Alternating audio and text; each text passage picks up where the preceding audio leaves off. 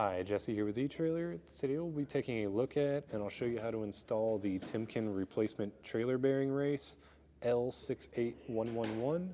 This will be the race for the inner bearing of our 2022 Forest River Geo-Pro Travel trailer. If you're just trying to replace some worn out bearings, or maybe you know you're long overdue and you're looking to get a slight upgrade, you really can't go wrong with Timken's trailer bearings. Also, if you're replacing one of the bearings, then you'll most likely be replacing both, along with the races and the seals. We'll start with the inner bearings. These are our larger bearings. The ones that we're looking at in particular are L68149 bearings. That's an industry standard number, so if you're wondering what size bearing you need, you can just pull your hub off, look on the back of your bearings, and that number will be printed there. Or you could take a micrometer and measure it, but it's a lot easier just to look at the number. So these Timken bearings, they're made of their own special alloy that Timken has, and they're said to cut down on noise and vibration. They're super high quality. So really, a roller bearing, it's just going to be 2 cylinders with some roller bearings in between them, and you would pack that full of grease.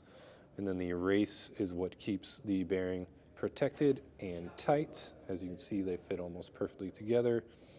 So it's going to hold your bearing in place and allow you to have a nice smooth ride. The outer bearing is made of that same alloy, and you'd be able to identify the L44649 the same way as the inner bearing. However, it's a little bit easier. You would just have to pop this cap off, take your spindle nut and washer off, and you should see that number printed right there. But once again, it's made of that same alloy, super high quality, and the race that it matches up with is a perfect fit.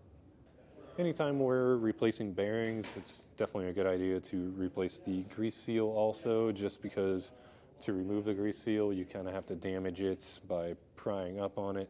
So this Timken one's a super high quality. It's got this kind of rubberized paint on the outside that's going to help it stay seated in the hub assembly and keep it from spinning.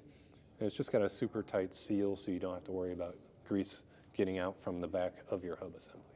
All in all, if you're looking to replace some worn out bearings or just looking to get an upgrade, you can't go wrong with Timken. They're made of super high quality metals, and they're going to last you a really long time. If you've installed these bearings before or similar bearings and just have some tips or tricks to share with us, feel free to share those. If you want to see how we got these installed on our trailer today, then follow along and I'll show you how we did it. First, we'll start by removing the wheel. Just make sure you have the axle supported by a jack stand and the tire off the ground. Take a 19mm socket.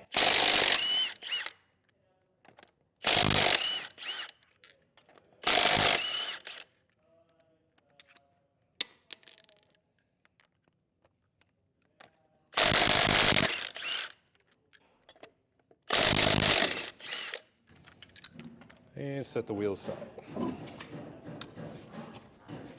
Now we need to get the grease cap off. You can use a screwdriver and kind of dig in between the outer lip, but usually you just give it a couple taps on the side and it will kind of come off. Now behind all this grease, we have a retainer clip. Just get some of that grease out of your way so you can see it. Then with a small pry bar, we'll just dig in there and pop it off.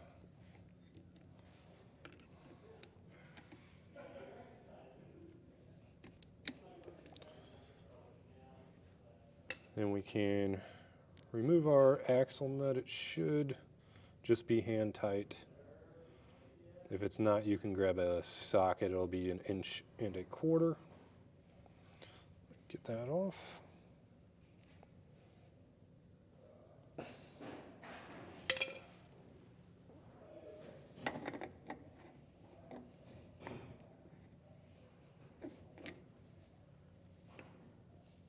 With that nut removed, our drum assembly should kind of pop off. You may have to wiggle it back and forth. Just watch out because we still have a washer and a bearing here that will fall out on you. Just get that assembly off and set it aside. Now we need to get our seal off. So one trick is to just slide your hub assembly back into your wheel. Get those studs lined up.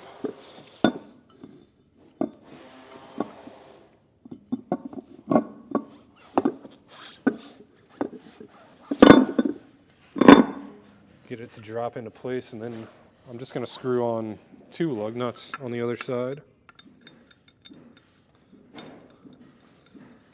This is just going to give us more leverage when we're prying back on the seal. All right, now we can lay everything down like this. Get a pry bar, dig into the lip of that seal, and just push down your pry bar. Probably have to work your way around.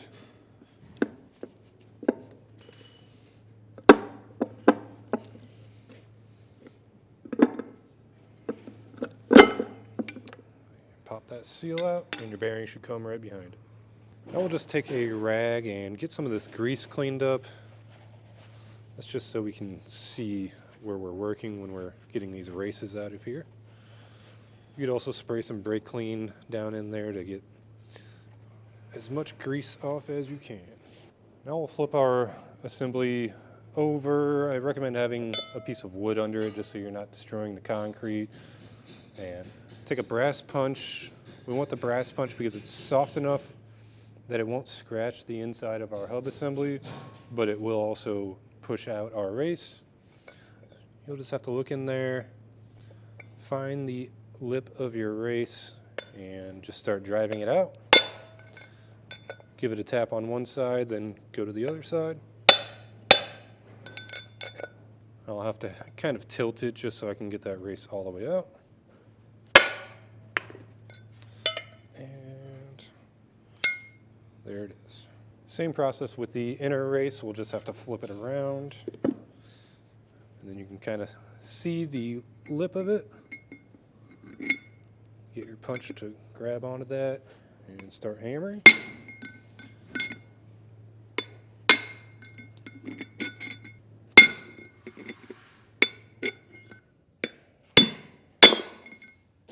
So now that we have everything apart, I'll just go over what our race is going to do.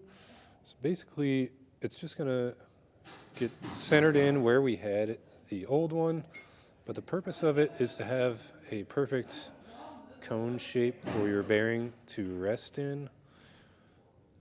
And that's just going to keep your bearings working as they should and for a long time.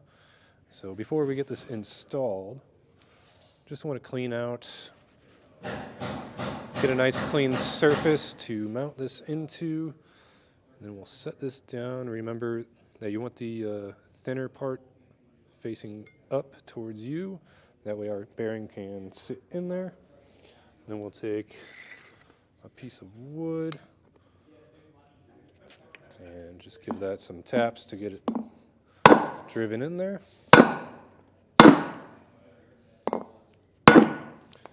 And once we're flush, we still have a little bit to go. So we'll take our old race and that piece of wood and drive that in farther.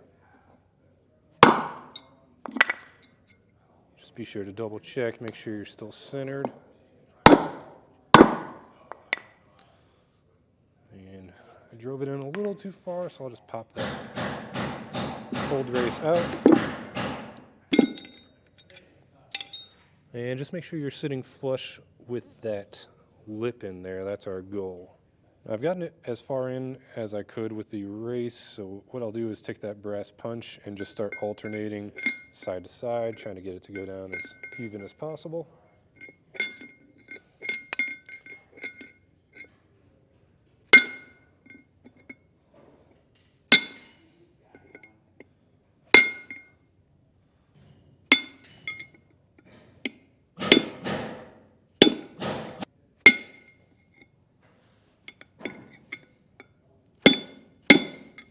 And once that's flush, we can flip it around and we'll get started on the inner bearing race. So the inner race is going to replace our old inner race, which these can get damaged if you ran out of grease with your bearings and they get real hot. You'll probably see some score marks on the inside, and that's when you know you need to replace them. But essentially, it's just going to slide into our hub and basically lock our inner bearing into place once we put that seal on over it. So to get it installed, just make sure your hub is nice and clean. You don't have any burrs or anything in there. Then we can start pressing it in. It's going to go with the thin side facing you. Kind of get that as centered as you can. We'll actually take our old race, slip that over there, and our piece of wood, and we'll hit that with the hammer.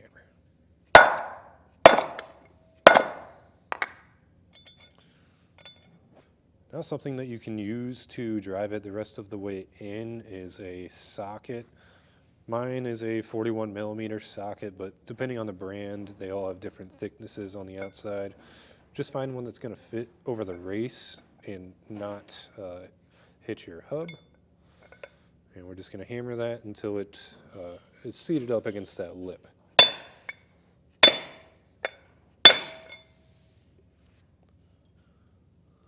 You could also put your old race in between the socket and your new race just to protect it a little more.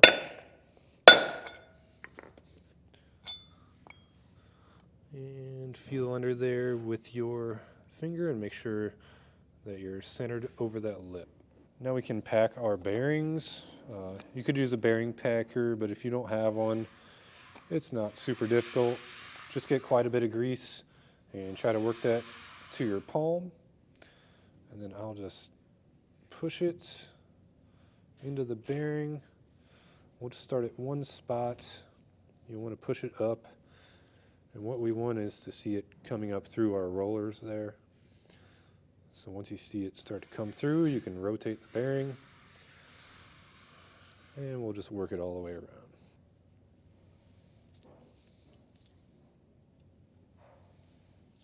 Same process with the inner bearing.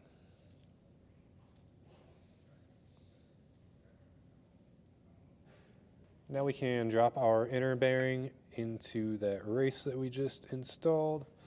We're ready to install our seal. The seal is really just here to keep all of the grease inside of the hub assembly, and as long as that seal is working, you shouldn't see any grease coming out and maybe contacting the brake parts, which you definitely don't want. So pretty similar to the races, we'll just get it as centered as possible, and just with a block of wood, we'll hammer that down. And once it's seated, you should kind of hear the difference. It'll sound more solid when you're hammering it. And just double check, run your finger along the edge and make sure it's even all the way around.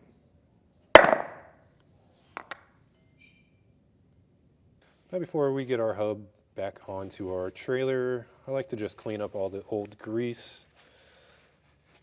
Get that off of there. And once you have that cleaned up, I'll hook up our grease gun into our Zerk fitting. Then what we want to do is just run all that old grease out of here.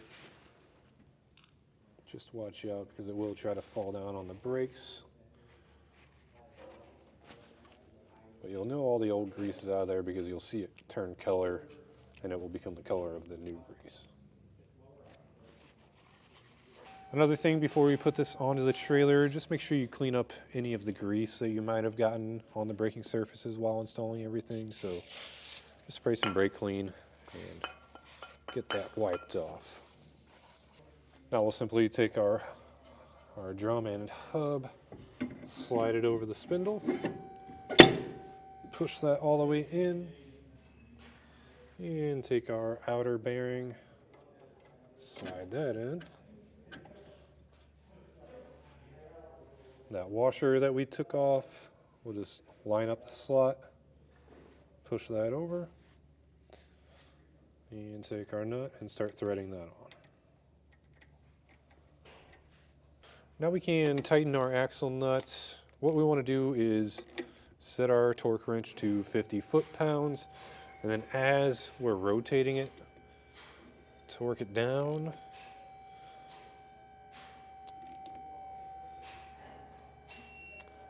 Then we'll back it off. I like to do this just a couple times just to make sure everything is seated properly.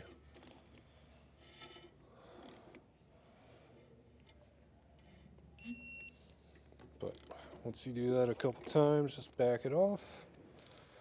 And this nut just needs to be hand tight, so get that hand tight. Then take our clip and slide that over the nut. Now we're ready to grease our spindle. Just tap into that Zerk fitting and pump it up. Every few pumps, I like to just rotate everything. It's going to help work that grease into all of our rollers. We're just going to pump it up until we see it start to flour out of our outer bearing. And once you see it to flour out of there, you can pop your grease gun off. We'll take our cap and just get that centered and give it some light taps with the hammer.